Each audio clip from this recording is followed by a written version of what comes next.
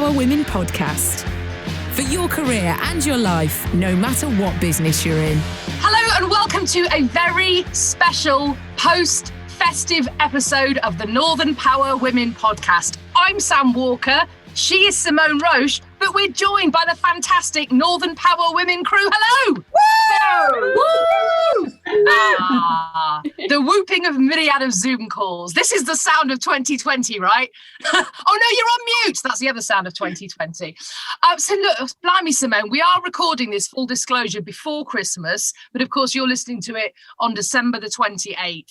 So we have no idea what tier we were in for Christmas, whether we could see anyone, whether we had to meet behind a bush and wave a flag. And I mean, goodness knows what the new kind of rules and regulations will be in the next couple of days. I think we can agree, Simone, what a blooming year it's been. Oh my God, it has been literally like the Corona coaster. We've learnt new words. We've learned all manner of different new swear words, I think, as well. Me and you, that's going to be more off air, I think. It has, and I think every week has been totally unique, hasn't it? Every week we've either felt, right, we are on this, so we're going to fight this, or we've been like, we are totally cracking up or done in. All of the above, haven't we? I think we've gone through this year, and I'm absolutely chuffed to bits that we've got a brilliant team here that obviously you can't all see in podcast world, but Eleanor will be taking a screenshot. But I want to say a big thank you to all of you, all of our team, all of our volunteers, and particularly Javier, who only started with us yesterday, and Andy, who only started 3 days ago as part of our software development team, which again is new to us. So it's been crazy. Who'd have thought this time last year we would have been starting a little tech business and recruiting software developers? We are learning new skills every day. Thank goodness, frankly. Brilliant stuff, though. Ever expanding, kind of marching into 2021 with a gusto. I love it. Well, look, we are going to talk in the next episode, actually. We've got another little festive episode for you about what we plan to take up for 2021. But on this episode, we really wanted to talk about what we've learned about ourselves in 2020. And that's not just that we don't ever have to get dressed from the waist down again. It is a lot of other stuff that's been going on, of course. Simone, what have you learned about yourself in 2020? I've learned that I am actually able to focus. I tend to be sort of very busy running around trying to, do everything, juggle. And I still have done that. But I found the power of that focus. I think not having to kind of run and be in 25, sort of meetings across London or the north of England in one given day. Don't get me wrong, you can get a fair whack in on Zoom or Teams, but I think just the power of focus and really the power of actually what we needed to do during this time. And I think over the last 5 years, this Northern Power Women community has been around, has been this supportive, has been massively passionate about paying it forward and, offering that helping hand and, getting things done. And I've definitely learned that the focus, I think right at the start, when we started having those conversations with senior leaders, when we started having sort of drop-in Wednesday sessions, just checking in and keeping connected with people. And I think that has been the real, when you look at the end of year episodes of whether the news or series that you're looking at, it's all been about that, whether we were clapping for the carers, whether it's the absolutely phenomenal stuff that people have innovated on, whether it's the likes of the likes of Marcus Rashford going out and creating change within getting meals to everyone. I've loved that innovation. I think so. I've learned that power of focus, and it is as simple as keeping connected, checking in the checkers, but keeping focused on what we can do and what we do well, I think is what I've learned most. Sam, what about you, lady? It's strange, this one, I suppose. What I've really learned is that I need to be alone. And I know that sounds a bit crackers, especially maybe a bit heartless in a year that so many people have been forced to be completely on their own. And I really feel for those people. And it's been horrendous for so many people because they have felt alone. I was not alone. I had the other issue, I suppose, in that I was in a house with my husband and my 2 children, 2 cats and a dog, 24 hours a day, 7 days a week. And there was nowhere to escape. And so it was, there was a time when we couldn't even go to the shop. We couldn't go for a walk. I live in Phoenix, Arizona, where for 3 or 4 months of the year, it's too hot to go outside in the day. You can't. It's sort of, it's 49 degrees. It's crazy. So you either have to get up at 4 a.m. and go for a walk, and then you're scared you're going to step on a snake, not even a joke, or you have to go really late at night. But I was in a house with all these people who I love all day. You couldn't even go to a coffee shop because they were shut. And I actually went for a hotel for one night on my own, local hotel. It was 10 miles away. And it was the greatest gift I gave to myself all year, because I just needed a bit of space on my own without someone going, Mum, where's the blah, blah, blah. That's just my husband. So it was, and I thought it's okay to want to be on your own. I think especially as women, we are constantly, let's give to everyone else and put ourselves at the bottom of the list so often.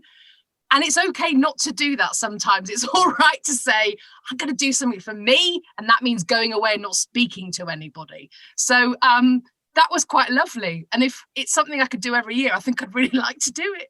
I literally just shut the door and didn't speak to anyone. It was marvellous. Right, let's talk to our fantastic Northern Power Women. Massive. Emma Mason, let's talk to you. What have you learned about yourself this year? I'd say that I have learned that I'm resilient, and I didn't realise I was till this year. This year was just plodding along normally till about June, and then everything started to fall apart, as it does. So someone really close to me suffered with their mental health really badly, but I was one picking the pieces up with there, as you do naturally for someone close to you. My son was diagnosed with type 1 diabetes in June, the end of June. So that's just life-changing, came out of the blue. And he's only 11. He was 10 at the time. So someone at that age, you take on that role of looking after them as well. Ultimately, you're their parent. You need to look after them. And then I lost my grandma just at the weekend, just gone. Now, she was 89, so she's done really well. And like I've said to lots of people, I was really lucky to have grandma in my life for, 41 years. So, that's really good for me. But it was just sad. And I think what was really hard is ordinarily when you're going through all these things in life, you have people around you, or you go out with your friends for a drink, you meet someone for a coffee. Yeah. And during lockdown, there's just none of that. Don't get me wrong, my friends have been great. I've had things left on my doorstep, little mementos sent to me, little things to show that people care about you. But there's nothing like being with your friends in real life as they're in your family. But I have pushed back up. Although you go down and down when these things happen, I've managed to pick myself up and bounce back up and carry on. And I'm actually looking forward to Christmas despite all those things. So yeah, I'd say I am resilient. I've learned that I'm resilient. Amazing. And you're homeschooled along the way, as well. Yeah. 3 under 14 that you homeschooled. And Sam and I talked about you on quite a lot of episodes going, I just couldn't do that. I don't know how you did it without a constant gin supply. And maybe you did, I did. I had the constant gin supply. Yeah, I also learned I'm not a good teacher. That's one thing I did learn. And I just, age 9 maths, totally beyond me. Emma, bless you. Thank you so much. Philly, hello. What have you learned about yourself this year? So I've learned that I'm an honorary Northerner, and very, very, very proud to be so. And that geography is irrelevant when it comes to being a Northern Power Woman, and I'm sure you know that, being in Arizona anyway. I was about to say I'm still in the clan, even though I am 10,000 miles away. Absolutely, still very much a Northern Power Woman. Yeah, and you know what? You're right. And as someone, Philly, who grew up in the Midlands, spent the first chunk of my life in London, and everyone referred to me as that Northerner because I used to say grass in France. And then I came to Manchester, and when I first arrived in Manchester 15 odd years ago, everyone called me that Cockney. I mean, I just felt a bit of a nowhere person. But now, once a Northern Power Woman, always a Northern Power Woman. Absolutely. For sure. Not just for Christmas, Philly. No, for life. Rob, what about you? Northern Power man? I think it's two things, really. One, patience. My mum, unfortunately, this year has been hospitalised twice, had to have the police break into her house because she's fallen over. And I've suddenly become my mum's carer. It's not a role that I've really wanted to take on, but I'm the only sibling that lives close to my mum. My brother lives in the Midlands. So he, unfortunately, he's not able to get down as often as he would like. So patience is something that I'm learning. It's not something I've actually got a grip on perfectly, but it's one thing which I'm realising, because I don't think my mum is actually going to get any better. She's just going to stabilise. I mean, my mum's 87. She's got a little bit of Alzheimer's, and I think that's just going to get worse. So patience is something that I'm learning, and support. That's the other thing that I'm realizing, the amount of support my mum needs, you know, taking to the doctors, getting her shopping, all that type of stuff. So that's what I'm learning, whether I like it or not. It's amazing to hear, isn't it? Just what we've all been through, and we've all been through our own really tough ride, whatever it may be, and everyone's different. That's the thing, isn't it? But it's been so challenging in so many different ways. And I think we talked about this on one episode, Simone, is we're all in different boats, but we're all on the same ocean. And I think that's something that we've really carried away. Kalika, let me come to you. Hello, we've not spoken, but it's lovely to meet you on the Northern Power Women massive Christmas get-together, festive get-together, or the holidays, as of course they say here. What have you learned about yourself this year? So one thing that I've learnt about myself is that I can genuinely do anything I put my mind to. In previous years, trying to do sort of personal projects or developing my career, I've always thought, well, what if I fail? What if this goes wrong? What if I can't do it? And I feel like because no one sort of knew what was round the corner, I couldn't really live life on what ifs. I just sort of had to do it, especially because I was at home. And so I ended up starting my own like little side business on Etsy while I was at home during lockdown. And that sort of took off, and it made me realise that actually all I really have to do is sort of believe in myself, and then I can do anything. I love that. The fact you kind of grasped life by the horns and went, okay, I'm going to make, you know, it's a cliche, isn't it? But make lemonade out of these lemons. And, you know, I love that there's been so many stories like that, hasn't there, Simone, that we've shared as well of people like you, Kalika, who've gone, do you know what? I've always fancied doing that, but it's never been the right time. But now I'm kind of forced into it. And you've discovered this whole other side. It's amazing. I love it. Well, look, we're going to share some more stories on the next episode, but we do something every single episode called Life Lessons, where we share stories from the Northern Power Women Network, don't we, Simone? We absolutely do. And I think it's been brilliant because every single one is different. We share 12 questions. You pick 5 of them. And then we get you to impart your thoughts, your honesty, your authenticity out there into the Northern Power Women community. And this week's episode, we've got someone who has been an absolute co-pilot of mine for the last 8 or 9 months. We've caught up every week. We've chewed the fat, we've cussed, we've gossiped, we've supported each other.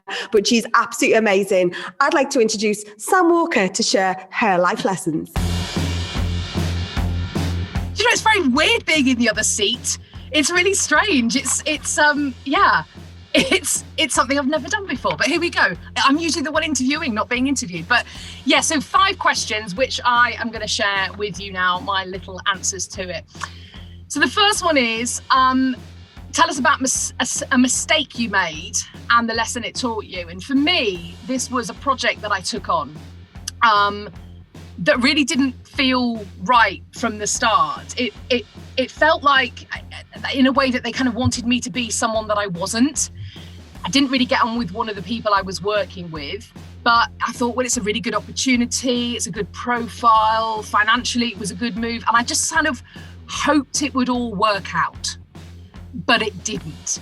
And I really learned a lesson from that mistake was go with your gut, listen to your gut. And quite often our gut will tell us one thing and then our head talks us out of it, right? We have this feeling of, I don't think this is the right move for me. But then our head goes, oh no, but really you should think of this, this and this.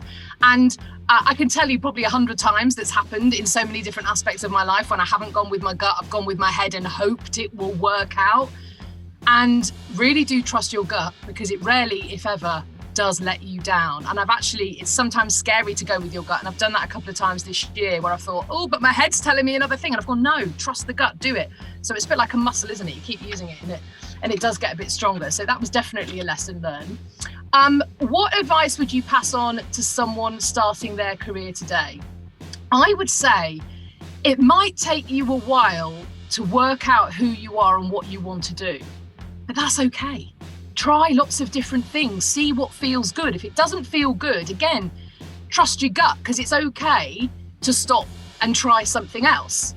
I didn't ever present on the radio until I was 30, and I made it to national radio by the time I was 39. And I was really, really proud of that. I didn't, have to start at 20 in order to get to the position that I wanted to get to. I did do lots and lots of things in my 20s. I didn't really know what I wanted to do till I was 30, but all those skills I learned along the way in marketing and PR and doing all the other things I did, they did all in the end sort of dovetail into the thing that I finally ended up doing. So don't ever think you've wasted time if you decide to go on a different path a little bit further down the line. So next question, tell us about a time you've had to be resilient. And I would say it's not the easiest thing to talk about, but I think this year, the fact that Megan talked about it and we had other high profile people in the media who talked about it, I think it is important to talk about. And in 2006, I had a miscarriage. I was devastated. It really did mess up my mental health a lot, but I kind of got through a few months, got pregnant. 2007, had my daughter. 2009, was pregnant again, really thrilled, had a scan about 13 weeks, all was good. And then I was on air at a radio station called Key 103, one afternoon presenting a program, and I had some bleeding. And I thought, this doesn't feel good. All right, obviously. Phoned the midwife who said, look, sometimes these things happen. As long as there isn't any more, I think you'll be okay. Just because the universe does this sometimes. I actually had a meeting after my show that day with 5 Live, BBC Radio 5 Live. And I had been trying for 2.5 years to get to 5 Live. I'd get a meeting with them and get my foot in the door. And so what happens is just before I go into the meeting, I pop to the loo again and I am very clearly having a miscarriage right before I go into this meeting that I've waited for years to have. And I thought at that point, well, what do? Do I say, I'm sorry, I'm having a miscarriage, I need to go to hospital? Or do I go into the meeting that I've waited 2.5 years to do thinking, well, this is going to happen anyway, I might as well take the meeting? And I did the latter. And I just sort of almost separated myself off from what was going on in my career and my life because I've been waiting for this moment. And then I decided to kind of fall apart afterwards. And, the next day when I did get to the hospital on time, I'd find out the baby had died a few days before. And this is something I then went through over the next 9-10 months, 3 or 4 times. It was a horrendous time, but it was also the time, really bizarrely, that my career then really started to take off. So I was kind of battling these 2 things going on in my life, and I did separate them. And I suppose the reason I'm sharing this story is number one, I think, as we've just realized earlier on in this podcast, you never know what is going on in someone's life. You never know what they are facing, what they are battling. To a lot of people I knew, it was like, oh, look at you, you're just getting a job on 5 Live, or everything's going great in your world, because I didn't share it, because I couldn't, because I found it easier at the time not to share it. But I also think, especially as women, but as men as well, because my husband was amazing through this, we really are so strong. If you'd said to me, oh yes, this is going to take off, but you're going to go through all this in your life at the same time, I think, oh no, I can't handle that, I'm not going to do that. We are strong. And I really remember being at Key 103, and one of the younger guys who was there said, did you see Cheryl Cole on TV last night? She just found out that her husband, Ashley Cole, had allegedly cheated on her. And she stood up on stage and she sang, fight for my love, fight for this love. Isn't she amazing? She stood up and sang that, knowing what was happening in her marriage. Isn't she strong and incredible? And I think at that point, I didn't say anything to him, but I thought, you have no idea how strong people are actually. And you have no idea how strong women are. And that's just something to really remember, that we are more resilient than we know we are, or we think we are. As you've shared Emma Mason today as well on the podcast. So just have a think about what other people are going through. We never really truly know, but know that you will get through pretty much anything life shows at you. And my final one would be, when have you taken a risk and what happened? And I mean, I think maybe at 30, walking away from PR and marketing that paid me quite well, to have a go at this radio thing that paid me 12 grand a year, which was less than the rent I paid on my flat in London at the time. That was a bit of a risk. But also quitting, the BBC, a job I'd worked, as you know now, so hard to get, and moving to Phoenix, Arizona last year, to then have the most roller coaster year of my life, was an enormous risk. But I've never regretted it for a second. And I didn't regret leaving my well-paid job to have a go at radio either. So I always say, embrace your risks, take your risks, because you never know where they're going to lead you. And even if they lead you on a big roller coaster, it's still the best feeling in the world. So there's my life lessons. Do you know what, Sam? I feel like really privileged that you've kind of shared this. This also sort of tells us, doesn't it, that we can never assume we know everyone's okay. Yeah, and exactly. I think this is why we and again, I think I talked about this just earlier, checking on the checkers. If you think that people are all over it and have got it, more often than not, it's the whole swan effect, isn't it? We're kind of because we just crack on. And I know this period has been, this year has been a challenging time probably for every single person on this call, every single person listening to this podcast. And you may think, oh, I haven't done that. And oh gosh, that's a really, I can't bake bread. Exactly. But this is a real powerful thing for you to share. And we talk every week, Sam, and I didn't know that. I didn't. So I am, really feel grateful that you've shared that, because this will help so many people out there. And I think this is why that power of the community. And this isn't any kind of flaky. This isn't Northern flaky women, is it? This is, this just check in, and the power of that community is beyond,